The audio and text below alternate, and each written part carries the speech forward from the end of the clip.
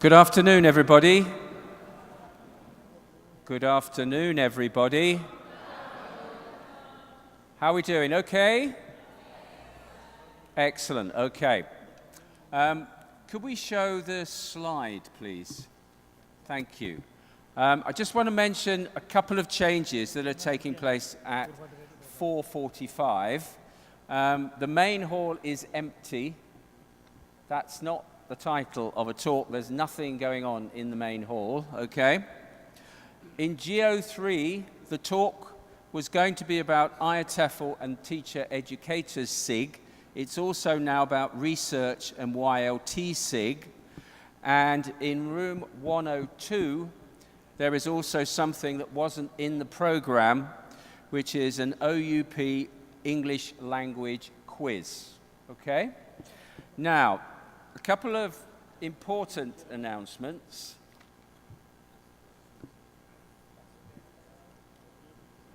All delegates checking out tomorrow from Novotel Radisson have to check out in the morning before they come to the conference and leave their luggage at the concierge, okay? So you have to check out before coming to the session.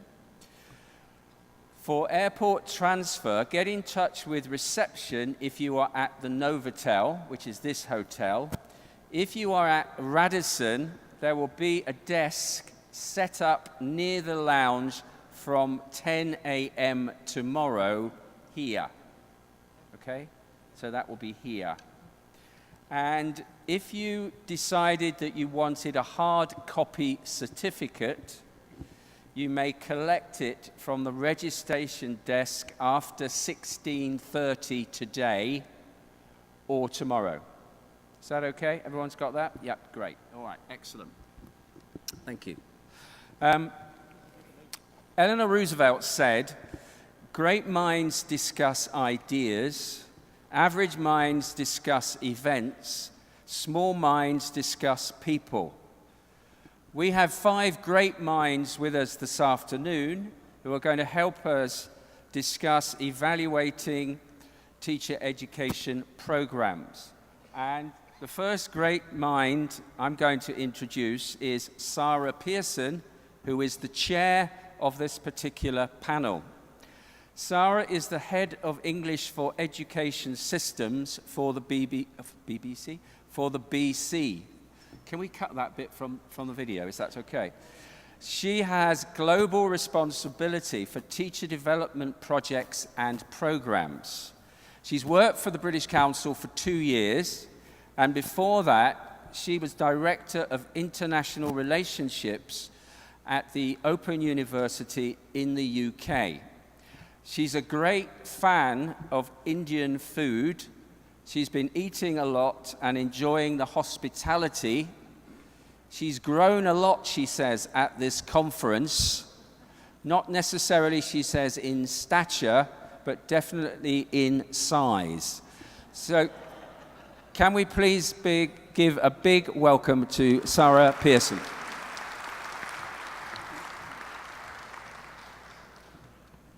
Thank you, George, for that introduction. And welcome everyone in the room to this panel discussion on evaluating the quality of teacher education programs, what works. And also a big welcome to those who are watching us online, wherever you are in the world. I'd like to welcome our panel members, David Hayes, Rama Mathew, Renu Singh, and Michael Connolly. David Hayes works in the Department of Applied Linguistics at Brock University, Canada. He has extensive experience of teacher and trainer development programs in South and Southeast Asia and worked in Sri Lanka for 6 years on the primary English language project. He's currently involved in projects in Madhya Pradesh and Gujarat and has published widely and edited the British Council publication, Innovations in Continuing Professional Development of English Language Teachers. Rama Mathew is Professor at the Central Institute of Education at Delhi University.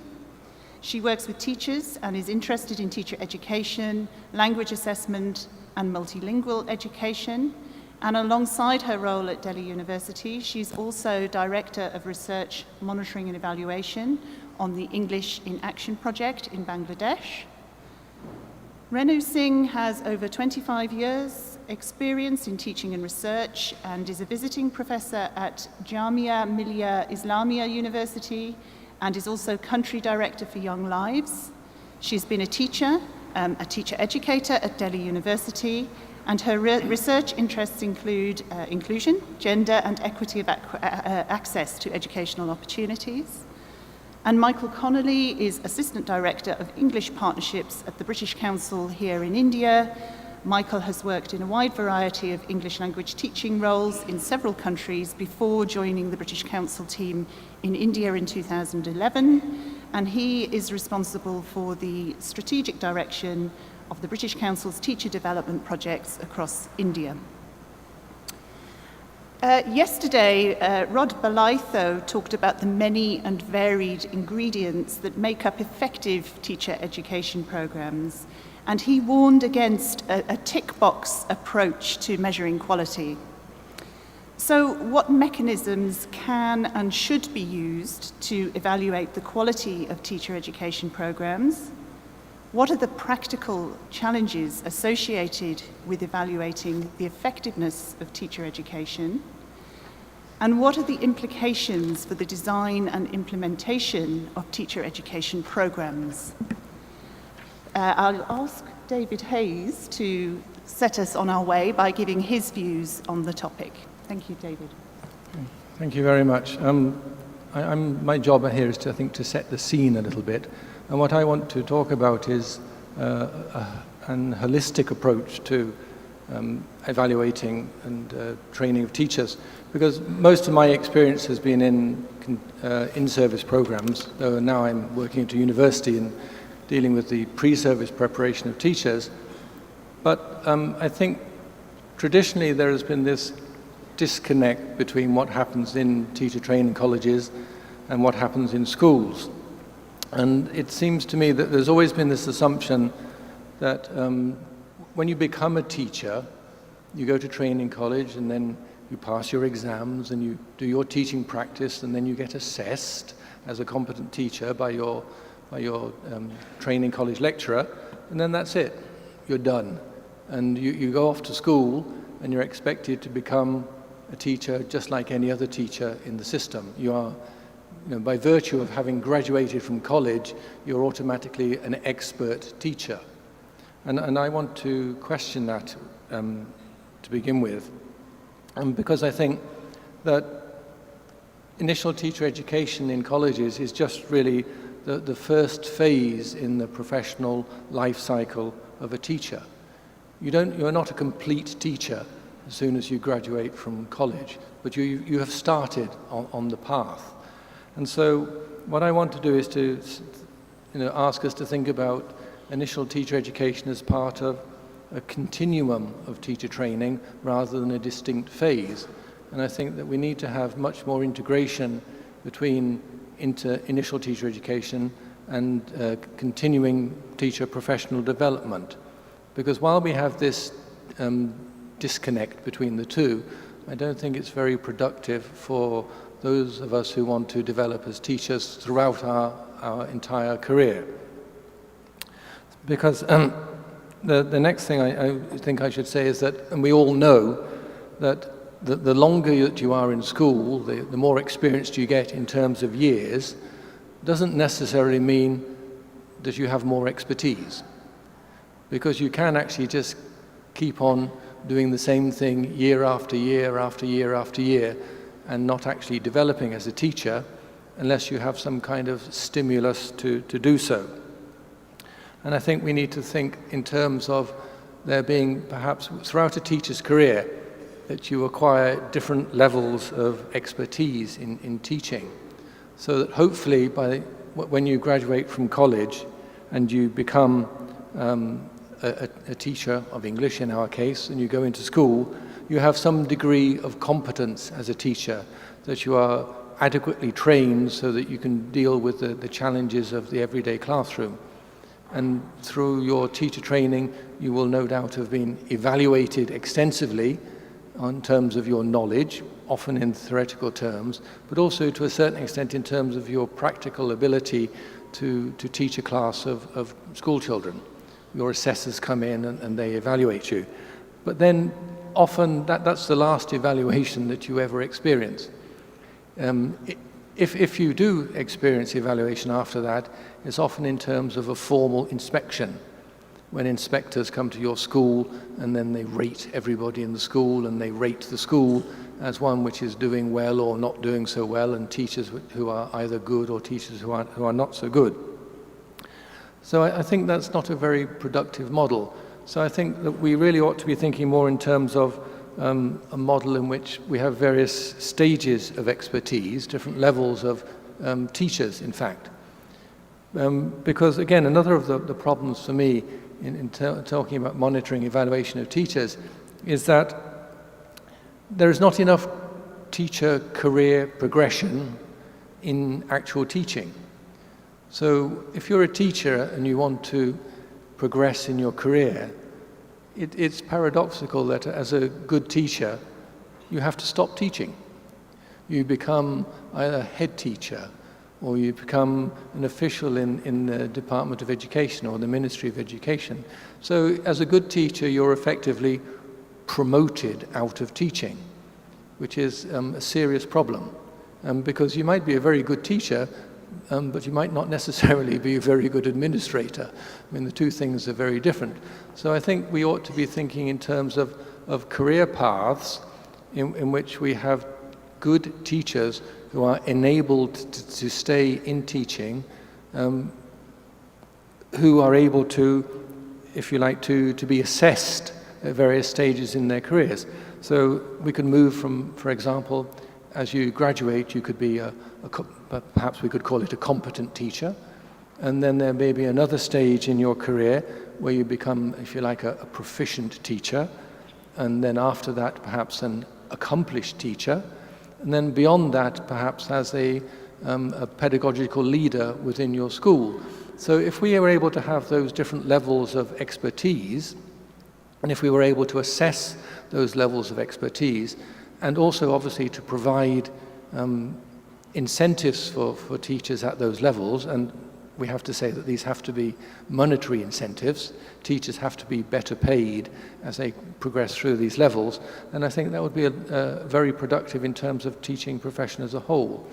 Now, obviously, in order for that to happen, you need to have very clearly delineated professional standards, and these professional standards have to be performance-based. We have to have an agreement on what it means to become a proficient teacher or an accomplished teacher or a pedagogical leader. And those agreements on what those standards should be would be obviously different from place to place, but we must have those standards. And it's very important that we should not just be relying on things like examination results of our students. Because again, there's an unfortunate tendency for good teachers to be judged purely on examination results. If your students don't do well, you're a poor teacher. If your students do well, then you're automatically a good teacher. But I don't think there is necessarily such a clear correlation between a good teacher and a not so good teacher. Sometimes the mark of a good teacher is somebody who has actually raised the standards of his or her pupils in the class, but still they don't manage to pass the exam. But they have progressed enormously from perhaps a much lower base. So we need to be able to recognize that. So I think the most important points that I want to make are that we do need to have different levels of teachers. We need to recognize that these levels exist. We need to have clear performance standards for them, and we need actually to have trained assessors who are actually able to recognize what these standards might be within any given system. Because there's no point having these levels of expertise. There's no point having a system which recognizes them if you don't have the people who are able to assess them properly. So I would like to argue for a more holistic approach to this notion of expertise in teaching, and a more holistic approach to monitoring and evaluation of teachers throughout their career and their professional life cycle, and not to rely so much upon initial teacher education. And I think that's all I have to say for the moment.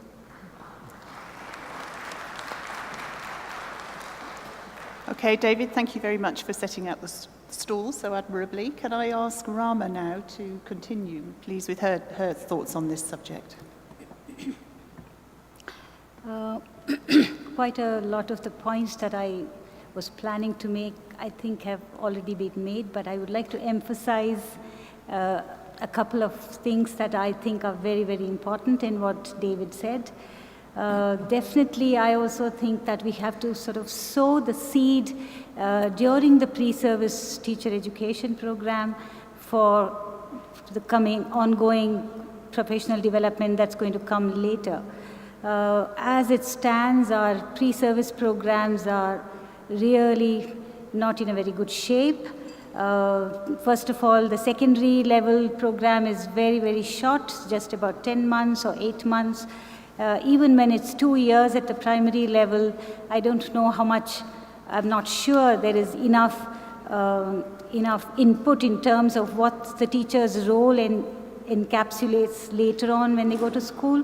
And therefore, there's a big disconnect between how we train, how we prepare teachers, and what their role, is constituted by. This needs to be really thought about very carefully.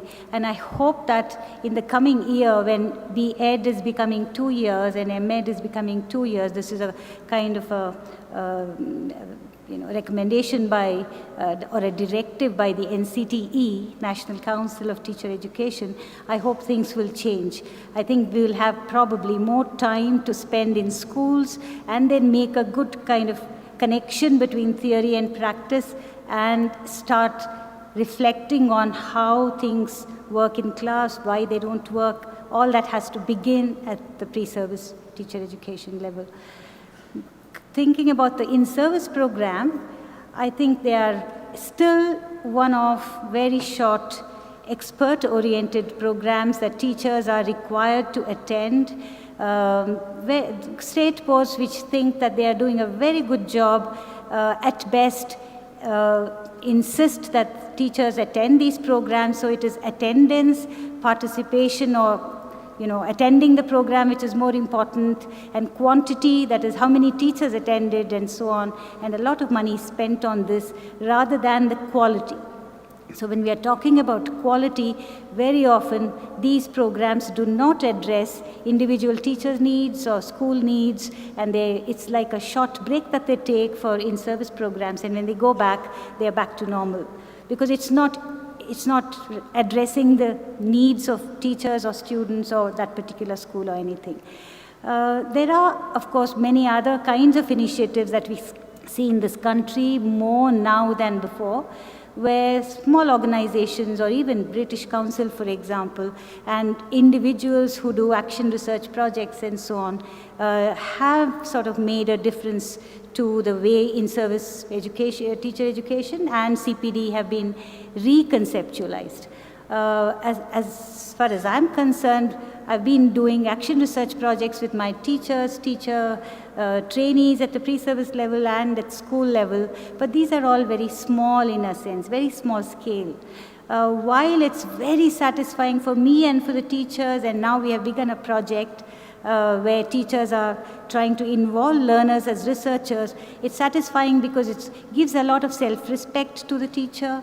They're very happy and they come up and say, this kind of thing I'm going to continue forever. Or when we make a presentation at a conference like this, many teachers come to us and say, can we join this kind of project? Can we also do classroom research? Because we would like to stay motivated, we would like to keep growing and so on. It's very satisfying, very rewarding. But again, as I said, these are very small efforts. I think what we need, as David said, is kind of a system which allows for teacher growth to be acknowledged and mediated. I think I'm again thinking about the British Council's CPD framework, where a teacher is not going to just stay as a teacher year after year doing the same kind of thing. There's stagnation. At best, they sort of get resigned to the fact that this is how They have to continue the rest of their lives. Not all can become principals. Not that becoming a principal is any, reward, because they move into administration. Good teachers, in fact, at best leave the school and go away elsewhere to become materials writers or some other job, freelancing people and so on. They're not in the classroom. So that's something that we have to guard against. So how do we do this? I think we need a lot of advocacy work with state governments, with the Central Board of Secondary Education and so on, where they do put in a system where there is an incentive for teachers growing. So stages have to be visualized like that CPD framework probably, and we need to ensure that there are enough opportunities for the teacher to grow. We did something like this as part of our think tank work in the British Council, which has been put together as a book, edited by Rod Bolaito and Amol Padwad.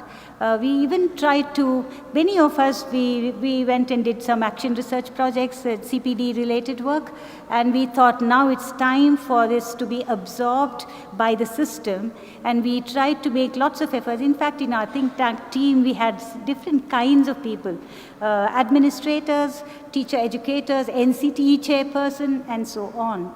And we even wrote a letter to Kapil Sibal, trying to say that we need to really make this part of the system. But it hasn't got us very, very far. But I think the efforts will have to be on. And I hope there are such administrators in this audience and really can take very constructive, proactive steps to make sure that the teacher stays motivated. And that's what is a way we can get the teacher to keep growing. Just a last point. I think when the way we have to measure teachers' growth is when, as Rukmini Banerjee said this morning, when teachers start teaching children and not teach textbooks or the syllabus. I think that's really one of the indicators. On our project, we have actually noticed how teachers have started talking to children, understanding their needs, addressing their needs and everything. I think that will be one of the ways that we can ensure that teacher growth is happening. Thank you very much. So thank you very much there, Rama, and like David, a call there for a systemic approach to providing opportunities for teacher development throughout a teacher's career. I'm going to ask Renu now to speak for 5 minutes. Thank you. Thank you, Sara. I'm not going to repeat all that David and Rama just mentioned, because I think I totally agree with them. So if we believe that teaching is about becoming a lifelong learner, and we are on that learning curve, which is what we probably want each teacher to continuously do. I would think evaluation, and I'm going to look at the last question that Sara raised really from that perspective of implications and design of teacher education programs. So if we want to look at quality, we would have to definitely link it to student outcomes, but not just academic outcomes, but also social outcomes. Look at social justice in the classroom. Are we really being equitable? Considering today we have the poorest children also enrolling into schools. First generation learners, slum dwellers, children who've never seen schools, luckily are now entering into schools. But is the teacher prepared to address their individual learning needs? That's the big question. Are we actually equipped with the skills to make sure there is non-discrimination and there is equity and social justice in the teaching learning processes? And I think if we want to look at quality education, we need to make sure that we link this, and I said this in the morning also, how do we link it, particularly in the government system, how do we link it to school development plans? Can this become part of the school development plan and therefore link it to teacher appraisals and incentives, which have already been spoken about? If we manage to give them career progression, if we acknowledge teachers who are thinking out of the box, who are able to actually create that culture of equity, that culture of inclusion within the classroom? Are we even respecting and acknowledging that? I think that's the biggest challenge in the system. I've just completed a teacher management study in 3 states, and one of the things that constantly came up while talking to teachers and teacher educators in the SCRTs, the diets, and within schools was this whole concept of teacher training fatigue. I think we need to move into schools as sites for learning, and we need to move away from getting teachers together in a huddle. And we did conceptualize the CRCs and the cluster resource centers and the district resource centers to become these resource hubs at the block level, at the cluster level. Unfortunately, that hasn't really taken off the ground. I think we need to really make those resource centers more effective, more vibrant. There are brilliant teachers in the system. How do we recognize them and use them as mentors? So the whole concept of mentoring has to come into this whole system, to my mind. And there is a solution, definitely, because we do have those mentors sitting amongst us here. How do we just recognize and acknowledge them and move on to creating that community of learners within the system, so that we reach out to that last child, including the child with disability. I want to bring in that child with disability is often the last one left in the classroom, and the teacher is not equipped. So how do you evaluate inclusion in the classroom when the teacher is not equipped to deal with adaptations and accommodations in the teaching learning processes? So even moving away from the textbook, if you are unable to make those accommodations and adaptations to the content and the processes and the products that you're looking at for outcomes in the classroom, I don't think we will be able to really look at quality instruction. Thank you.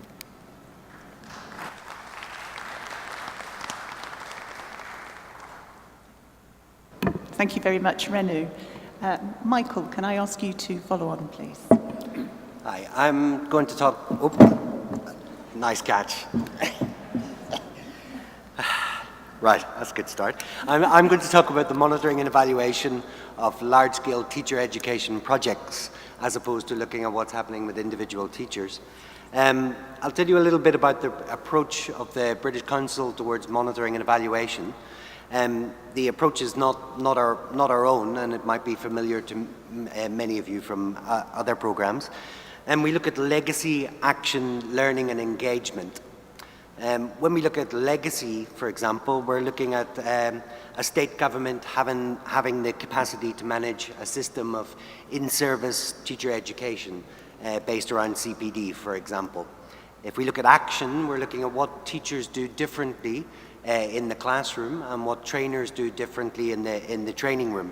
And increasingly, we're also looking at what teachers are doing with teachers' clubs, whether they're functioning, for example. When we look at learning, we look at what teachers have learned perhaps on a face-to-face training course. Did they understand the content? And sometimes we're also looking at language level. Has their language level improved as a result of a program which is focused on language development? And finally, we look at engagement, which is looking at the relevance and the quality of the resources and for example, training.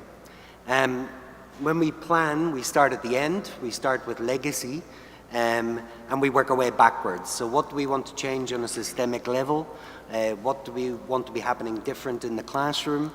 What do teachers need to have learned to get to that point? And then finally, what do we need to do to help them learn? I'm not going to focus too much on this, but just to say it's a general framework, and we're fairly flexible and I hope creative as a team. The tools and the methods we use are constantly evolving, and we're not particularly dogmatic in our approach. What we care about is getting the information we need to demonstrate impact and influence the current and future project design. That's what we want. So, I'm just going to talk a little bit about practical considerations and some of the lessons we have learned over the last 7 or 8 years in our projects. I think the most important thing to remember is that we are working on teacher development, and our primary concern is teacher development. our primary concern is not research on teacher development. This is a parallel and additional aspect to our work, and the M&E we do, we hope, contributes to that research, but that is not the point of doing it. M&E is hugely important to us, but there is an M&E industry around development projects, and sometimes I kind of feel personally that it's designed to occupy researchers, and it's designed to occupy evaluation experts rather than to change the reality on the ground. So our research and our monitoring and our evaluation is about changing things on the ground. It is not about documentation and research for the sake of research. So in our projects we have a lot of constraints. Time, projects are generally 2 to 3 years in duration. Budget, a massive concern at all times for everyone. Our partners' expectations and their understanding of monitoring and evaluation. Logistical necessity. We're often working in very remote parts of the country. It's quite difficult to do on-the-ground monitoring and evaluation. Our internal capacity as a team, and the usefulness of the data we gather. So we kind of make pragmatic decisions when we design a monitoring and evaluation framework. For example, with classroom observations, we do huge numbers of classroom observations, but these observations, we tend to try to do many things at once. So if we go to a school, it's in a remote area, we might do 1 or 2 maximum classroom observations in a day. We don't just gather data. We talk to the head teachers, we talk to the parents, we talk to the students, we do a developmental observation of the teacher, and in a way the data is the last point of that. I suppose as a researcher they might criticize that because it's kind of diluting the purity of your data or whatever, but I suspect that that's really not of much interest to us on a practical level. The other thing about that is to do with statistics. You should do a certain number of observations to do with the statistical validity of what you're doing. On one of our projects I worked out how much time would need to be devoted to do the number of observations which were statistically required, and I figured out we'd have 2 members of staff full-time doing nothing else for 2 years except for observations. This is a waste of money, waste of time, and not possible. So we have to make pragmatic decisions. We're using people's money, and we have to do what we need to do. Thinking about sustainability of projects and looking beyond the lifetime of a project to long-term systemic change, we have to think about the tools we use. They can't be overly, or the tools and procedures, they can't be overly complex, and they need to be transferable to local stakeholders. So when designing an observation tool, for example, we've got to think, how are the teacher educators or the administrators going to take that forward when we have gone? Will they have the capacity to keep on observing teachers and recording that data and using that to improve teaching? On a similar thing about stakeholder and understanding on sort of ethical and practical levels, we need to involve the local stakeholders in the development of M&E frameworks. It can't be something that's imposed by the British Council or any other outside agency. But at the same time, we don't just do whatever a partner says that they want. In the past, we've had a lack of buy-in from certain partners who didn't understand why we were using time and money to do monitoring and evaluation. Why are you observing all these teachers? It's a waste of time. So we have to do some awareness raising to encourage partners to understand why we're doing it. And we have to be slightly inflexible in saying, even if you don't want it, we're still doing it anyway. It's an essential part of the program. If you don't like that part of it, we're not doing the program. And we've also get demands to demonstrate what is possibly impossible to demonstrate. So for example, a lot of stakeholders will say, will you show the impact on learning outcomes of your 1-year teacher development program where the teachers were trained for 5 days? The impact of that on learning outcomes in the immediate or short term is probably nothing whatsoever. And those who claim that they can demonstrate that impact in such short-term interventions are not telling the truth. So you need a certain level of integrity about what you're doing and not promising you can do things that are simply impossible. It's also important to involve teachers and teacher educators in the whole process, showing them monitoring and evaluation reports so they understand what the end product is and try to understand why we're doing it. And also to not scare teachers. So for example, if we're doing a language test, no teacher likes to do a language test. They think it might have negative consequences for their career, for example. So we need to be honest with them and show them that the data is anonymous and that it's being used, the purpose for what it's being used, so they're not worried about it. And the final point, I've probably spoken too long, is about internal capacity building. We've got a large team, about 45 in our permanent members of staff and 40 freelance trainers. We need all of that team to have a certain amount of understanding of monitoring and evaluation. Not just our academic team, but project managers and freelance trainers, etc. If people are going to value data, they need to understand the purpose of that data. If it's just a series of questionnaires, it's just bits of paper, and bits of paper generally get lost. So you need everybody in the team to understand the importance of data collection and monitoring and evaluation. To some extent, it can be different levels of understanding. So in conclusion, what I'm saying is that M&E for a project is not a purely academic concern. It's a series of calculations, negotiations, choices, and principled decision making based on a sound theoretical basis. Thank you. Thank you, Michael.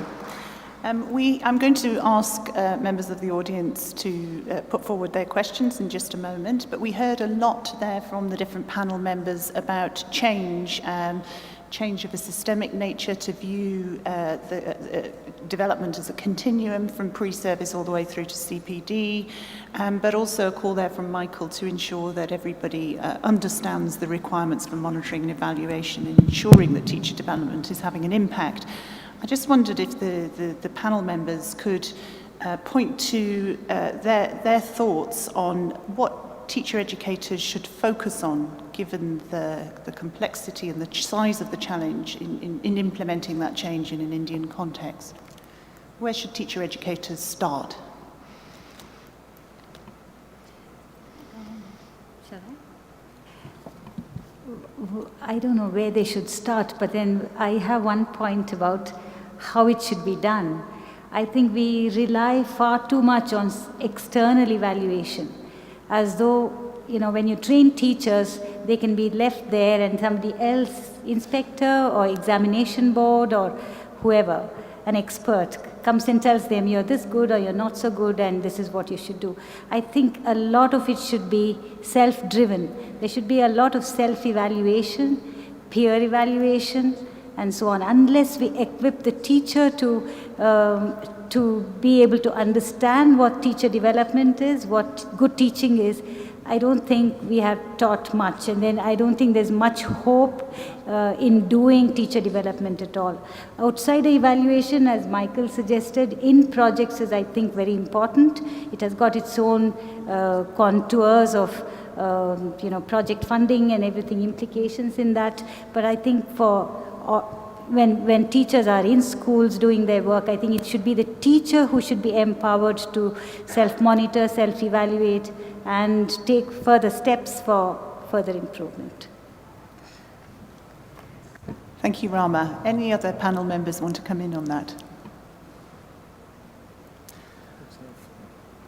I could say a few words on that. I agree entirely with what Rama has said about self-assessment, but at some stage, teacher educators are going to be involved, and we have to make sure that when they are assessing teachers, that they're doing it properly.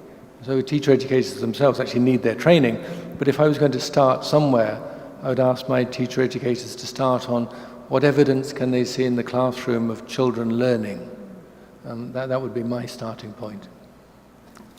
Thank you, David. And Renu?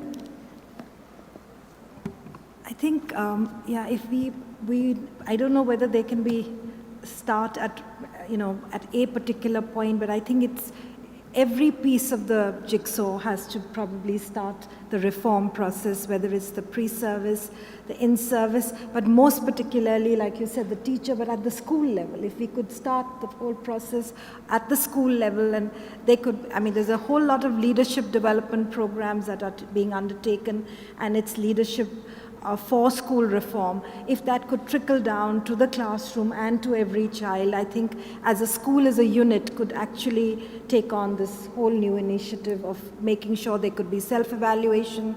It could also be school to school. It could be neighborhood schools working with each other. I think we have some excellent models that exist in small pilots. Could we use that as something to replicate and work on? Is just a thought. Thank you, Renu. Can I ask members of the audience to propose their questions? Can I also ask you to keep your questions very short and very focused on the topic? Have we got some microphones around the room? I just want to say something. I personally felt that the observation for last 2 days about the British Council investment in teacher education and such things can really give long-term results if we have an evaluation done for teachers as the primary level, making a psychological test on knowing the individual capacity of each teacher.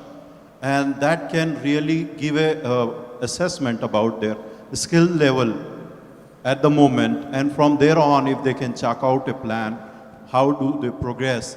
And if that is available to them, the teacher fraternity, I think, as Ms. Rama said, that self-evaluation will take place. But if you don't know where you are actually at the bottom, the ground reality, you don't know how to prepare, how to go up the ladder.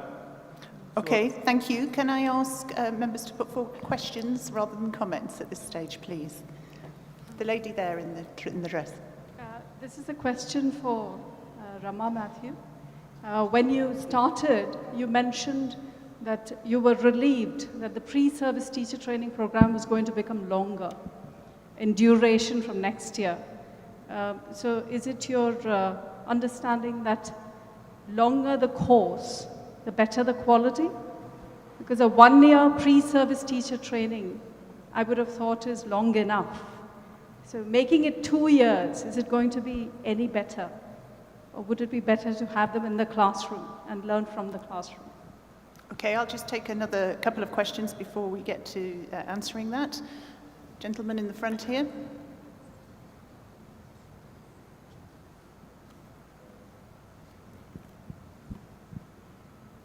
Hello. Michael, you mentioned the complexity or the difficulty evaluating what you could call very short-term or short-length interventions. So the question is, why do them at all?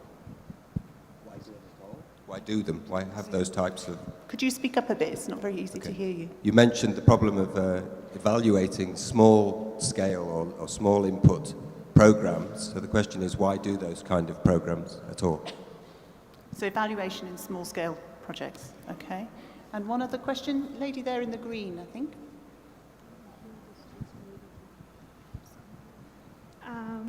Good afternoon, everyone. My question is to Davis. Davis, you've mentioned that we need some kind of a system for monitoring teacher educators. If we take it a step further and operationalize from the outcome to the actual practices, how do you see it? For example, when we talk about teacher educator, it is a very complex and multidimensional kind of, profession. And how do you see it if we break it down into practice, reality? Because once you are a teacher educator, you look at the profession from so many different perspectives. And it is at a more deeper level, reflection, thinking, so how do you see it? How do you operationalize it? Thank you. Okay, thank you. So the first question there was about the length of the training and what does that imply for quality. Rama, could you comment on that, please? Hello, ma'am. Yeah, definite. Do you want to take his question? I'll stop there and I'll take a few more questions once the panel have had a chance to comment. Definitely, I strongly feel that the short program isn't doing a very good job, but if that's going to be doubled, then definitely a longer program is not going to be good.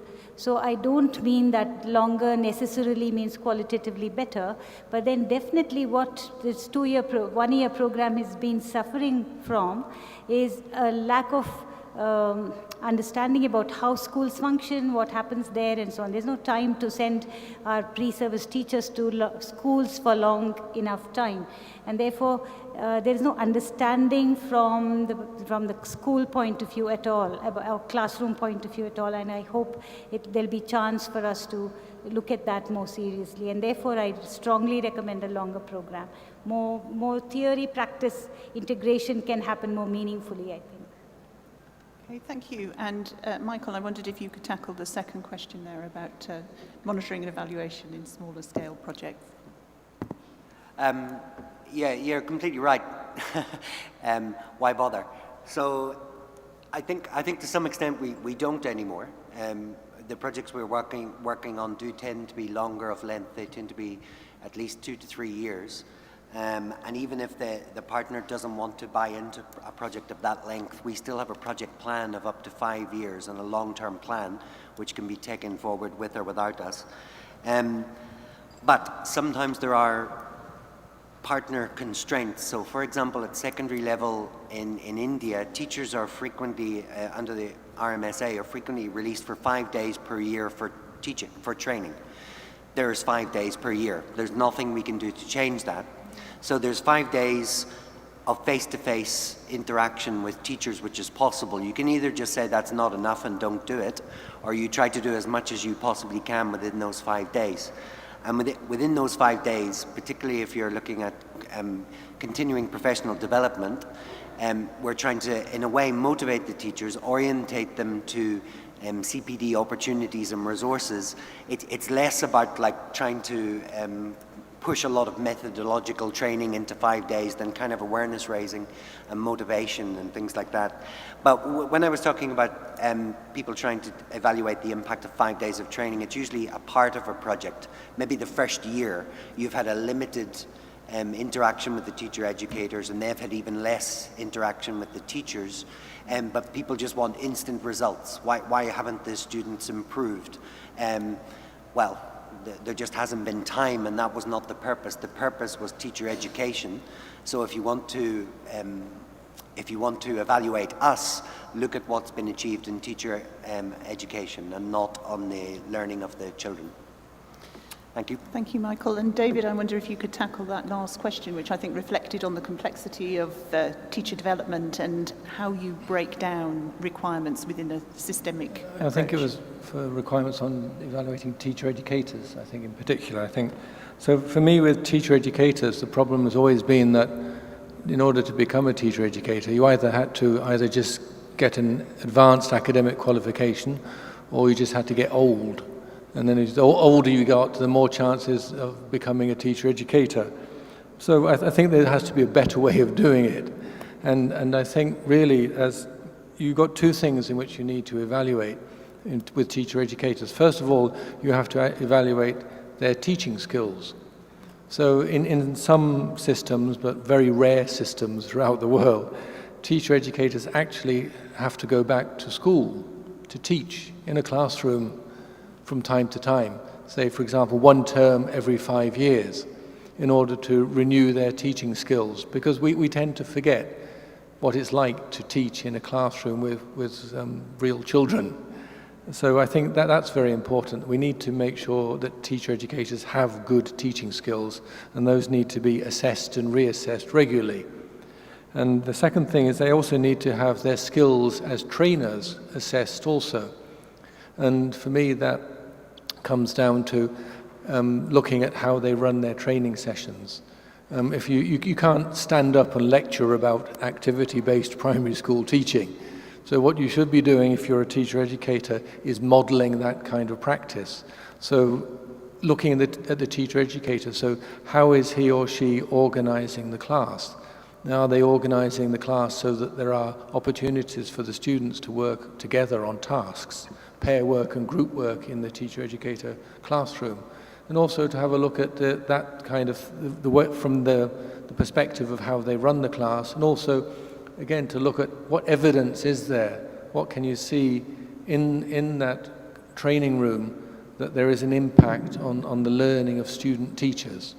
Can you actually see that they are learning something about whatever the topic might be, whether it's developing lesson plans or whether it's about organizing activities for listening and speaking or so on. But there has to be some way you can look and see how can we see that there is an impact upon student-teacher learning. Just in the same way, as I said, that where you begin in the classroom is what impact, what evidence is there of impact of learning amongst children in a teacher's class. Thank you, David. Okay? I think we have time for just a couple more questions from the floor. I know we had one down here at the front, I think. Yes. Okay, and this gentleman here. Yeah. The context of assessment of teacher education and something quality in teacher education. How can you assess, for example, in India is a vast country and different curriculum and different boards and see what exactly the criteria for assessing the teacher education quality. So people are operating in a different level. Some teachers are teaching for different grades in the same class and same situation, and this is very difficult situation in India.